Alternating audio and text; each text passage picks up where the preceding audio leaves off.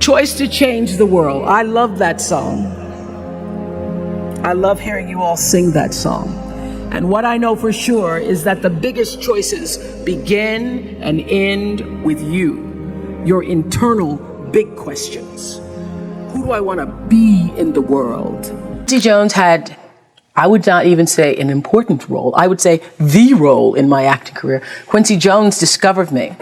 And it's so interesting to me because when I was working as a television newswoman in Baltimore, and really all I wanted to do was be an actress, but I was doing television, and I felt at the time, well, I can't quit this job.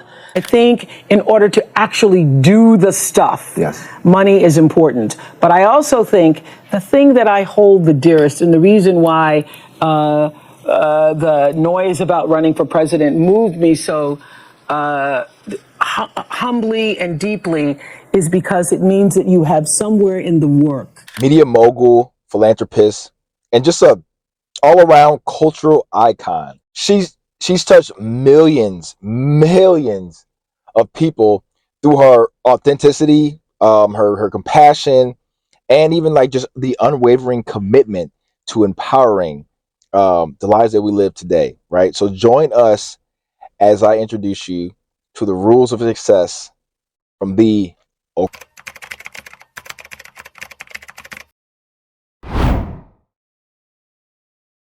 And everybody has a different talent. And the reason we're all so messed up is because you're looking at everybody else's talent and wishing you had some of their talent. All the energy that you spend thinking about, wishing about, being jealous of, envious of anybody else is energy that you're not only putting out is going to come back to you negatively, but you're taking that away from you. All your energy should be forced on, what do I have to offer? What do I have to give? How can I be used in service? Because Dr. King's message of not everybody can be famous, but everybody can be great, because greatness is determined by service. And there is not a job in here that you can do that you don't switch the paradigm to service and not make that job more fulfilling. I don't care what the job is. If you say, I'm a singer, I'm a dancer, I'm an artist, I'm a teacher, I'm a nurse, I'm a doctor, I'm a janitor, I'm a clerk, if you say, if I look at this from, how do I use this in service to something bigger than myself? Knowing who you are. Knowing who you are. Being able to answer this question, who am I? And what do I want? So I'm not asking for the roles that you play as daughters. I'm not asking that question. What are the roles that you play as a daughter, as a friend, as a sister? You're going to be a lawyer, you're going to teach, you're going to be a pharmacist. I'm asking the bigger question of who am I? Who am I really? My answer is I am God's child. I am that which is born of all that is. I am, as Pierre de Chardin said, a spiritual being having a human experience. Come trailing the breath of the ancestors yet, but trailing the breath of the angels. And understanding that because I am connected to the source of all that is possible for me. That's who I am. And what do I want? I don't want to just be successful in the world. I don't want to just make a mark or have a legacy. The answer to that question for me is I want to fulfill the highest, truest expression of myself as a human being. I want to fulfill the promise that the Creator dreamed when He dreamed the cells that made up me. What do I want? You must have some kind of vision for your life. Even if you don't know the plan, You have to have a direction in which you choose to go. I never was the kind of woman who liked to get in a car and just go for a ride. I had a boyfriend who would say, let's just go for a ride. I want to know, where are we going? Do we have a destination? Is there a plan? Or are we just riding? What I've learned is that's a great metaphor for life. You want to be in the driver's seat of your own life, because if you're not, life will drive you. So, knowing who you really are in this space and time that we embody, that's number one. What do you want? Who are you?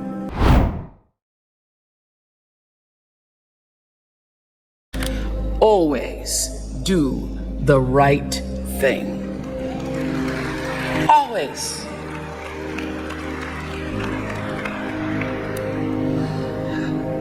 Be excellent. People notice. Think of how you notice. You go to Taco Bell, somebody gives you an extra napkin and some sauce. You notice. You want to go back to that person. Because even at Taco Bell, excellence shows itself. Be excellent. Let excellence be your brand. Everybody talks about building a brand. I never even knew what that was. When people would say, you're a brand, I would say, no, I'm just Oprah. What I recognize now is that my choice to, in every way, in every example, in every experience, to do the right thing and the excellent thing is what has created the brand. Years ago, I did an ad for Revlon for an ad they were doing called Unforgettable Women. And what I know is that when you are excellent, you become unforgettable. People remember you. You stand out. Regardless of what it is, you become an unforgettable woman. And that is what we all want. We want to be unforgettable and not forgettable. So doing the right thing, even when nobody knows you're doing the right thing, will always bring the right thing to you. I promise you that. Why? Because the third law of motion is always at work. For every action, there's an equal and opposite reaction. That is so true in all of our lives. That's what Newton said.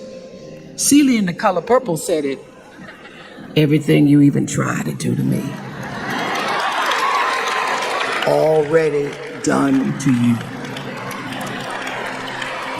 Everything you even try to do to me, already done to you. So you don't have to worry about revenge or getting back at somebody, making sure they pay. You just have to do the right thing, and the right thing will follow you even when people don't support it. I remember many times on my show. There are many shows y'all never saw.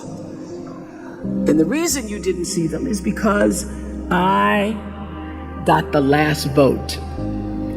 And I remember 2010, my team, hardest working team in television, had done this interview with a woman who turns out she was a Sunday school teacher by day and a sex addict at night. Ooh. And they were like, you won't believe it. We got her going out. We got her with the men. And we get to show her. And she was willing to show us everything. I sat down with a woman for an interview that was taped. And during the process of the interview, I said, why are you doing this? And she said, oh, I want to help people. I want to tell my story and I want to help people. I said, do you have children? She says, yes, I have a 10-year-old son. I knew right then this is never going to see the light of day. So we got off the air and I said to the lady, we are not going to air that show. And she said, why? My producer said, why? She knew she was being filmed. She knew what she was saying. She knows what I said, because her son will never get over it. Her son will never get over it. And it's not worth a rating point to me. Not worth a rating point to me to know that there's a 10-year-old boy who's destroyed because his mother went on the Oprah Winfrey show and told all her business. You do the right thing, even when other people think it may not be. And oftentimes, when you make a decision to do the right thing, immediately you're faced with doubt. Was that the right thing? Was that the right decision? I don't know. Was that the right thing? You always know it's the right thing, when in the end, there is peace. You are rewarded by peace in knowing that you did the right thing. The most important thing I have come to know in doing the right thing and making the right choices is understanding what we talked about yesterday. All of you leaving here have the potential for enormous success. There's a price that comes with that. People don't always like you, and they're not always happy for you. And if you surround yourself with people who are not accustomed to your success, they become fearful. They become scared because you are reflecting back something to them that they don't recognize. Now, they're not going to say, you know, I'm very fearful, because you're reflecting back to me something I don't recognize. They're going to say, you know what they're going to say? They're going to say, who she thinks she is. Who she thinks she is. That only happens when you are around people who do not mean and want and aspire to the best for you. People who want the best for you want you to be your best. So my greatest advice to you is to surround yourself with people who are going to fill your cup until your cup runneth over. So when people say you're so full of yourself, you can say, yeah. Yes, I'm full. I'm so full, my cup runneth over. And to know that once your cup runneth over, you cannot spend your life with your gallon-size offerings, offering them to pint-sized people.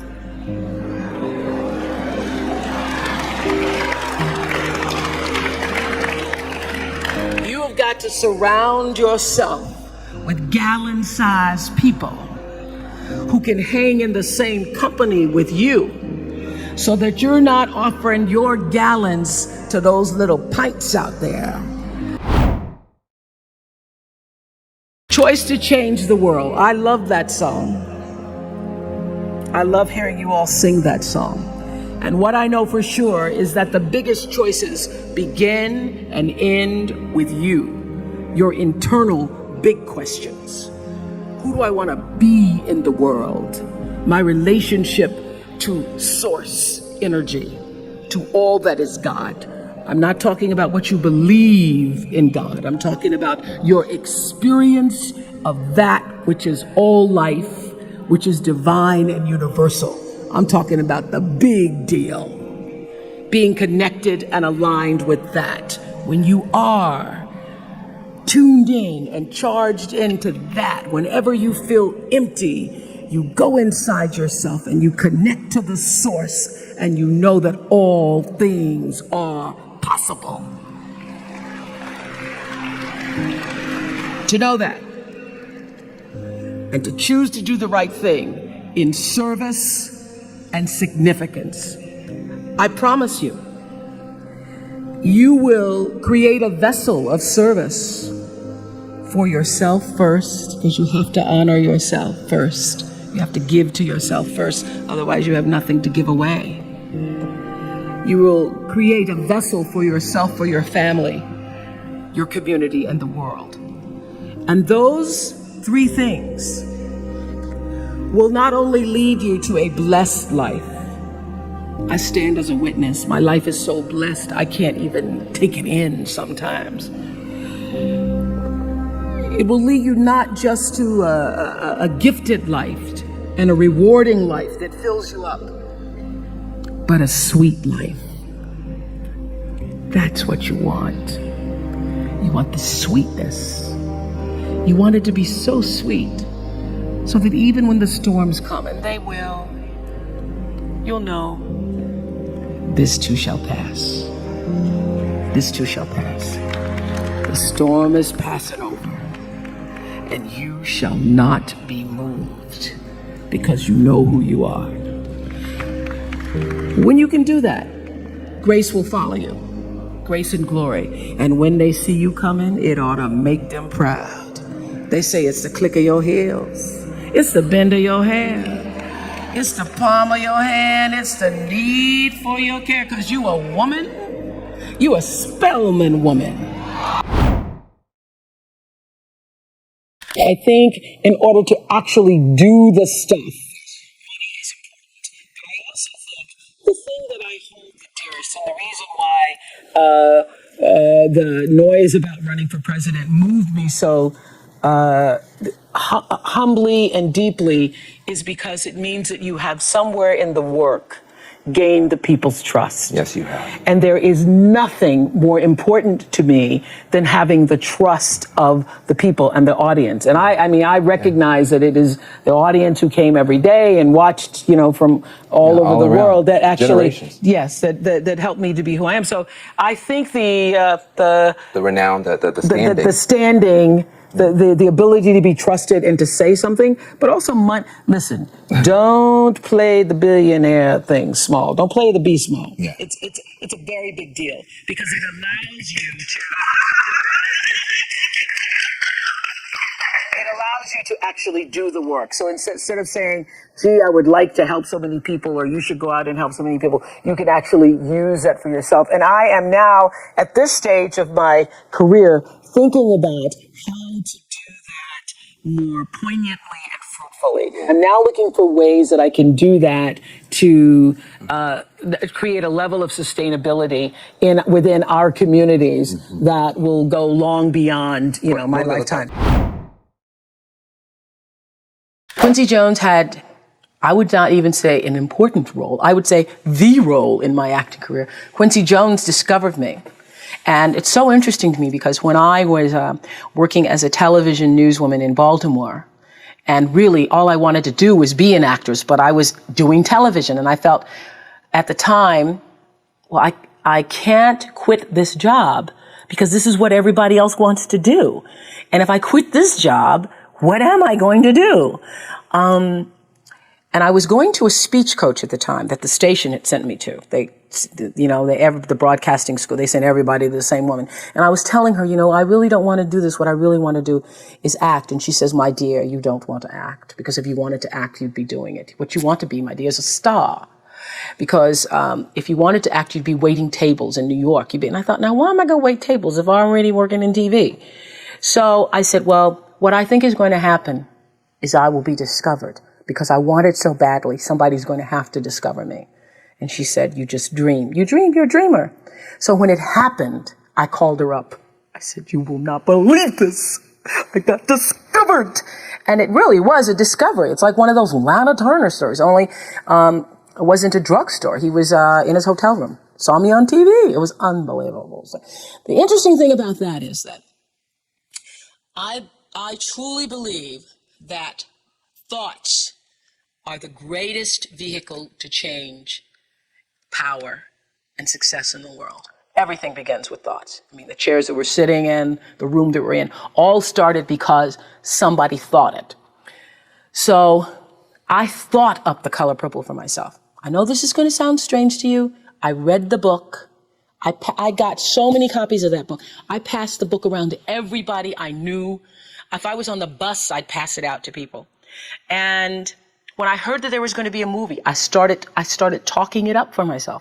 I didn't know Quincy Jones or Steven Spielberg or how on earth I would get in this movie. I'd never acted in my life, but I felt it so intensely that I had to be a part of that movie. I really do believe I created it for myself. I wanted it more than anything in the world and would have done anything to do it. I'd grown up poor and didn't have anything. So it's easy when you don't have anything and people ask you for money. And they say, I need $500. You say, I don't have it because I'm just trying to get my rent paid. It's harder when your multi-million-dollar salary is now in the paper and you get a lot of friends and cousins you didn't have before. So how do you set boundaries for yourself? I was having trouble setting boundaries for myself for even strangers. People would just show up at my door in Chicago and say, Oprah, I left my husband, please help me. And I would, because she knows I have it. So don't try that now though, okay? Don't try that now, I figured it out. So what I learned is that the reason why people keep showing up is because my intention is to make them think that I'm such a nice person that you can ask me for anything, you can get me to do anything, I'm going to say yes, I'm going to say yes. So when Stevie called me this time, I thought I'd try out my first no on Stevie. Let's start big.